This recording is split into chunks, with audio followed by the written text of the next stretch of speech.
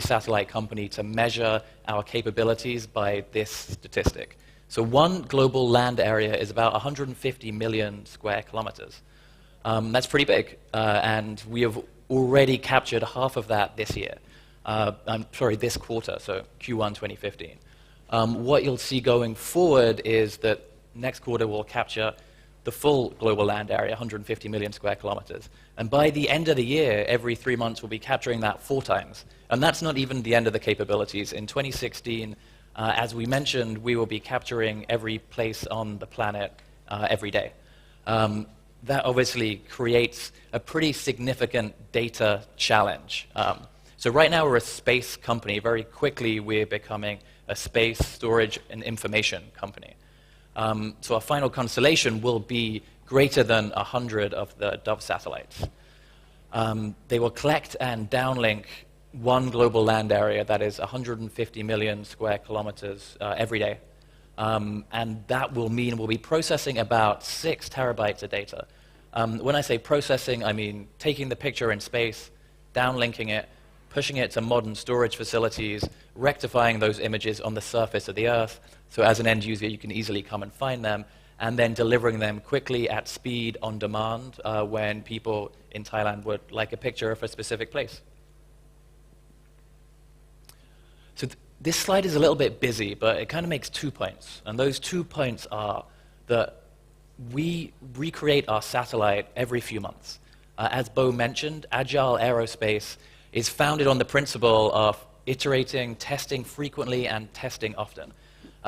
Right now, we have in space 24 operational Build 8 and Build 9 satellites.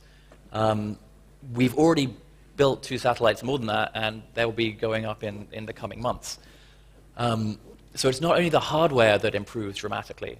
And when we talk about hardware, we mean the kind of satellite bus, the telescope, and the camera. All of these components get upgraded very frequently, but also the software. You'll notice that our Build 10 and Build 12 prototypes are being demonstrated actually right now. They've just been released from the International Space Station, and we are gradually commissioning them and turning them on, and we should have some pictures very soon. The reason why we actually don't have pictures from these yet is, I'm not sure if you guys saw this, but in October last year, one of the rockets we were going up into space on blew up. Unfortunately, rocket science is still difficult, and that was definitely not a great day in the company. In fact, we were all watching this big TV screen kind of in awe, and suddenly, kind of halfway through the launch, the entire rocket just exploded. So on that rocket, we had 26 satellites. And what was interesting is, for Planet Labs, because of the way we operate, that wasn't a huge deal. Normally, if you're launching a satellite and the rocket blows up, that is kind of the end, right? That was hundreds of millions of dollars just gone up in smoke and is now raining down over a beach in, I think, northern Washington. But for us, that was just kind of part of doing business. That was only 26 satellites. We have a lot more coming. And because we operate in an agile way, that was just a little blip in the roadmap rather than a terminal event. So I mentioned that just to talk about why this new approach to space makes a lot of sense. If you lose one satellite, you still have hundreds of others, right? The capability is distributed, so there is not one point of risk. So just returning to the roadmap for a second. So we also upgrade software. We have many satellites in space, and we communicate with them every day, and we upgrade how they operate. And one of the key difficulties in capturing imagery from space is just how fast you're moving. So like, imagine taking a picture out of the window of your car. It's very difficult not to get a blurry image, right? So we have the same difficulty in space. We're moving very, very, very quickly. So we employ a technique called time delay integration. So for the photography buffs in the audience, a good analogy here is if you have your camera and you leave the shutter open for a bit longer, so you allow more light to hit the sensor.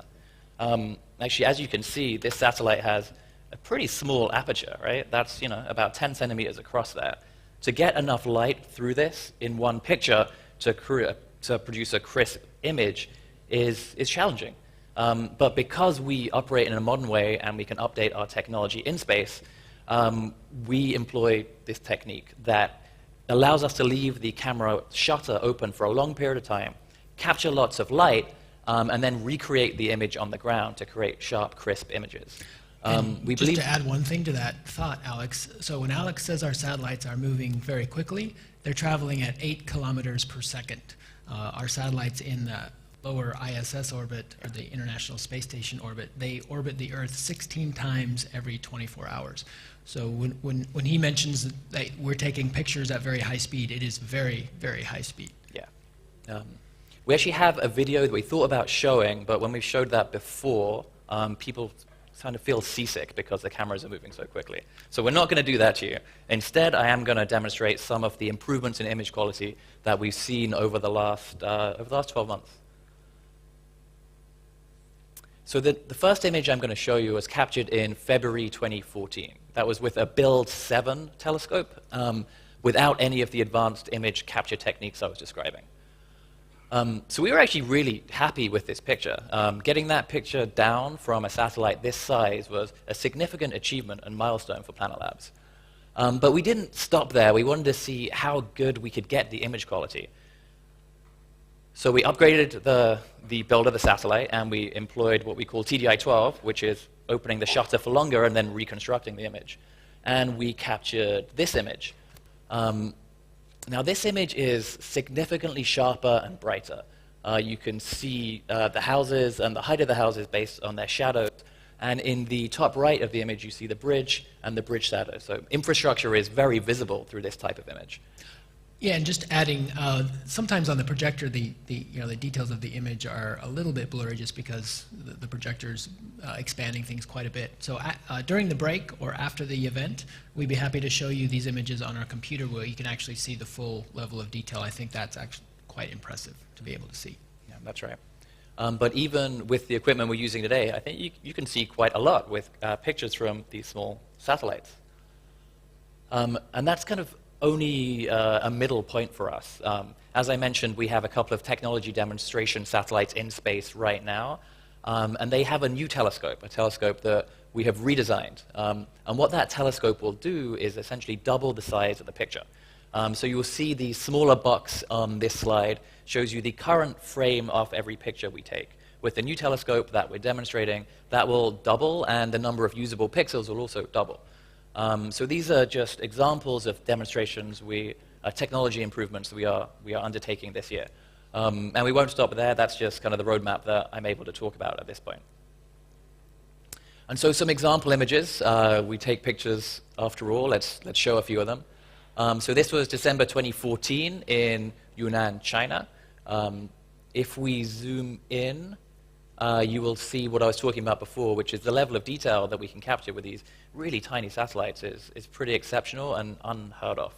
Many people did not believe that this type of quality of picture was capable with a satellite like the one we produce. This is in Tibet, China, captured in February. So this is using TDI-12, the advanced image capture technique I described. Again, if you zoom in, you can see the roads, you can see the stadium in good resolution, you see car parks and other infrastructure around the stadium. This picture was from Mexico, also captured just a few weeks ago. And if we look a little bit more closely here, you can start to see some of the cars on the highway on the right of this image. This is another image from Texas, captured very recently. And again, this is just where we are currently with our image quality. We think this is a pretty significant achievement, but it's also just one step along the way to improving hardware over time. This is another image from China.